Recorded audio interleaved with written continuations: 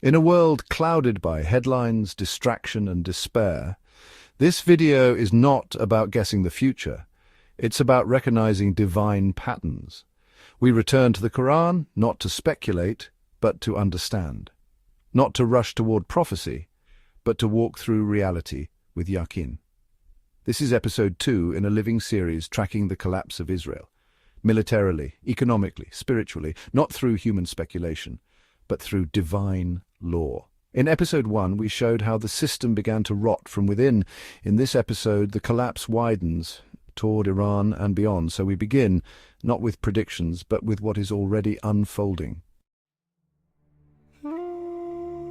Collapse is not an explosion, it is a sequence. A system of injustice does not vanish in one night. It weakens, it fragments, it loses coherence.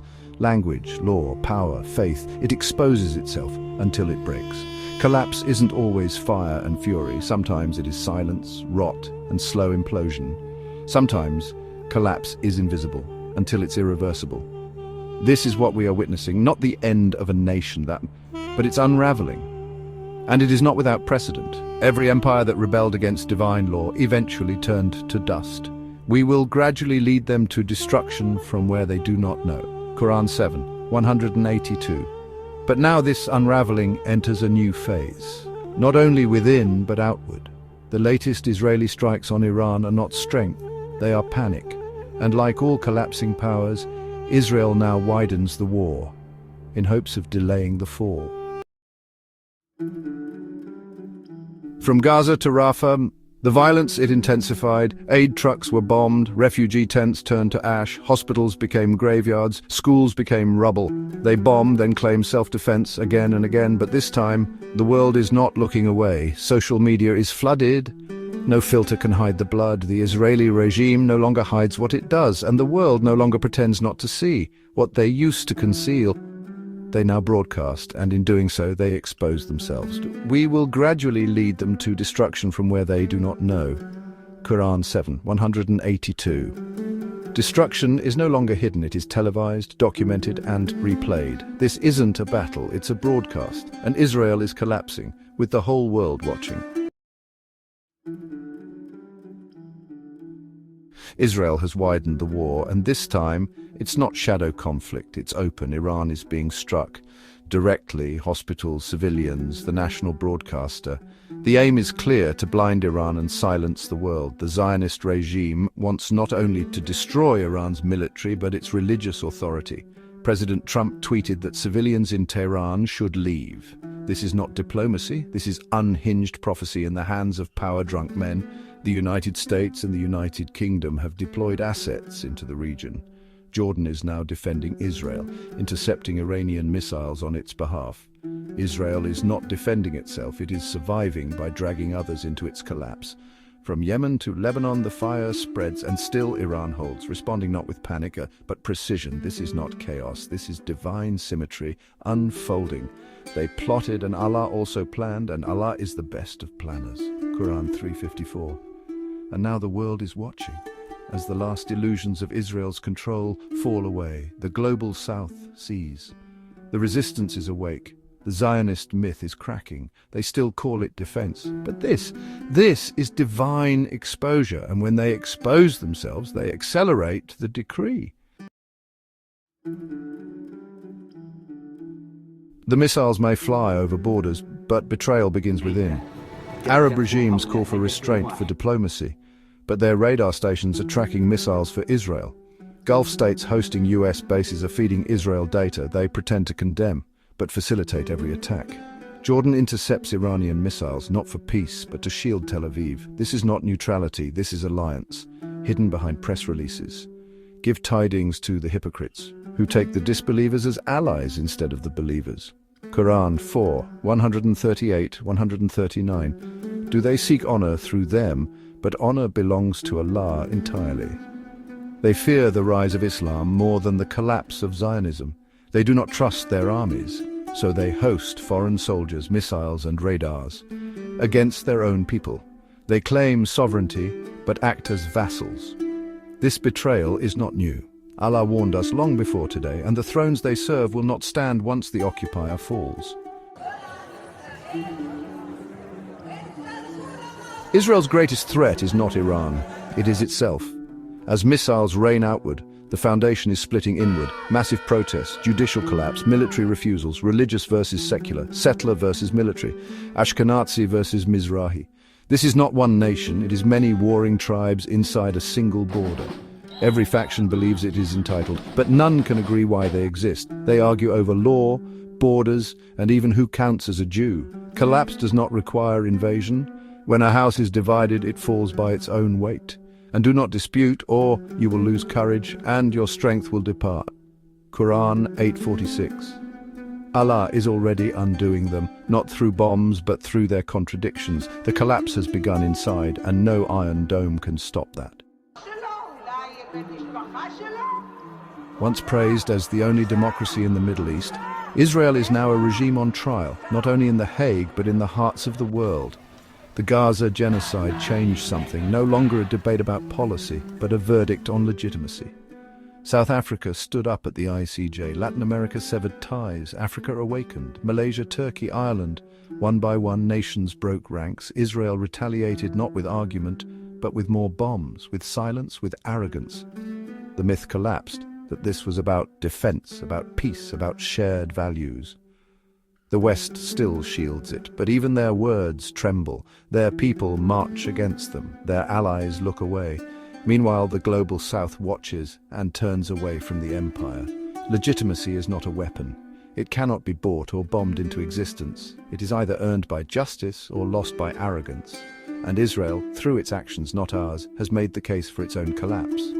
The question rises again, where are the Arab leaders? Where are those who claim the Qur'an, yet bend with every breeze of tyranny? While Gaza was burning, they were shaking hands. While Rafah starved, they were normalizing. While Iran was struck, they remained silent. These regimes do not represent the Ummah. They represent themselves, their wealth, their thrones, their fear. Some justify silence with strategy, others pretend to be neutral. But Allah names them clearly. The hypocrites. They hosted the occupier, funded its defense, betrayed the oppressed, and claimed to still speak for Islam. They feared the resistance more than the oppressor. They feared backlash more than hellfire. They feared change more than injustice. But now their fear becomes their curse, because when Israel crumbles, they will have tied their thrones to a sinking ship. What they feared in the Ummah is waking up. What they feared in Islam is taking root. And they cannot silence it much longer. Their betrayal will not be forgotten, and neither will the verses they ignored. These regimes, Egypt, Saudi Arabia, UAE, Bahrain, Jordan, and Morocco, are not just bystanders. They are enablers, strategists, co-managers of oppression. Some share intelligence, others fund silence. All of them serve one motive: survival. They host US military bases not to defend their people, but to defend their power. These bases serve two masters, protecting the thrones and projecting force, against Iran, against resistance, against revival. They don't trust their own militaries. So, they lease their land to foreign troops, not for the Ummah, not for justice, but to protect themselves from their own people. And in doing so, they have tied their fate to the occupier. When it falls, so will their excuses, so will their protection, so will the illusion. They fear Islamic revival more than Zionist aggression. They fear Allah's awakening far more than the Zionist bomb. Their silence is not neutrality, it is betrayal. Their normalization is not diplomacy, it is exposure. Indeed, those who ally with the disbelievers instead of the believers, do they seek honor through them, but indeed all honor belongs to Allah. Surah An-Nisa 4:139. O you who believe, do not take the Jews and Christians as allies. They are allies of one another, and whoever among you allies with them is one of them. Surah Al-Ma'idah 5:51. This warning from Allah is not about ordinary Jews or Christians. It is about power, authority, allegiances that undermine the Ummah. Their full exposure is not yet complete. That chapter is coming, but for now, let there be no confusion. Their fate is tied to the system they support, and the system is cracking. Israel does not seek peace, it seeks permanence through control. And when control begins to slip, it builds higher walls, not higher principles. This is no longer a homeland, it is a fortress, armed to the teeth, paranoid, violent, and increasingly alone. Its vision of peace is not coexistence, but submission.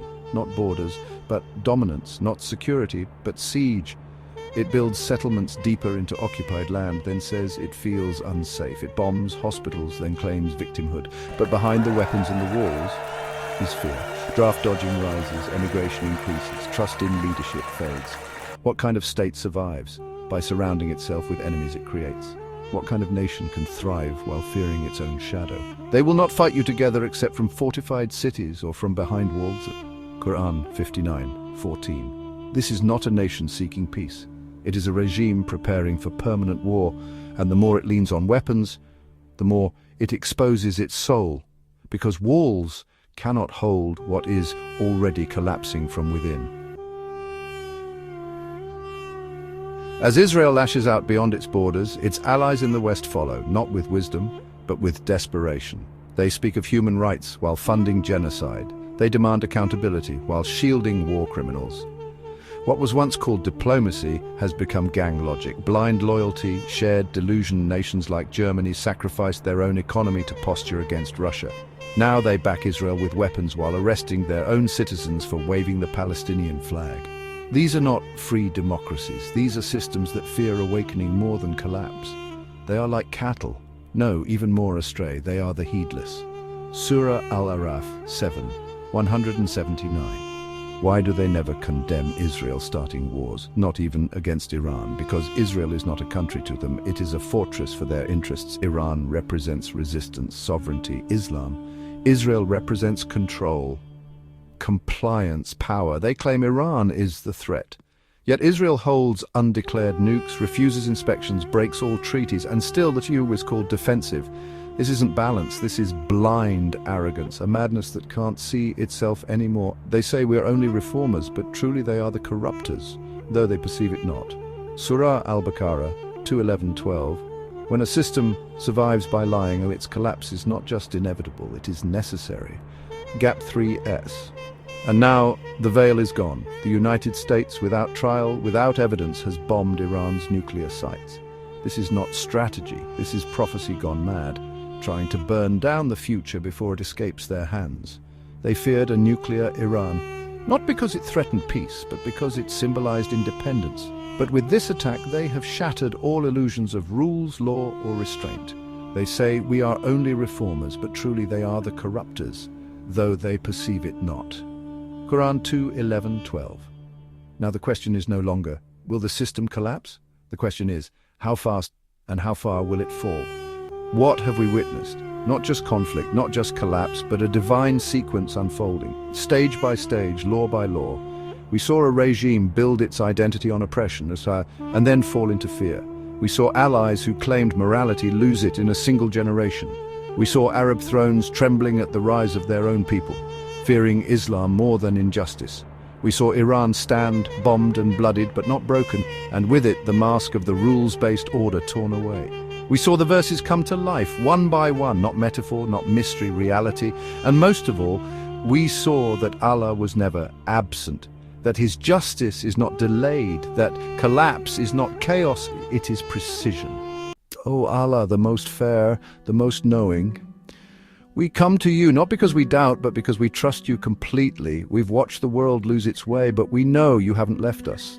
We've heard the cries from Gaza, the quiet of Rafah, the fires in Iran, and we say, Allah is enough for us. You are all we need. O Allah, we ask you by every name you've taught us, raise the status of the innocent who were buried without a sound, the babies who died without names, the mothers who cried by themselves, the fathers who stood without weapons against tanks and F-16s. Let their blood bring light. Let their graves become gardens. Let their names be remembered before you, even if the world forgets them. O Allah, help those who are still suffering. From Gaza to Yemen, from Syria to Iran, from every place where things are unfair. Give them comfort, patience, strength and victory that only comes from you. Let every blockade be broken. Let every cruel ruler be shown for who they are. Let every missile that falls be a sign that the earth is speaking out against those who do wrong.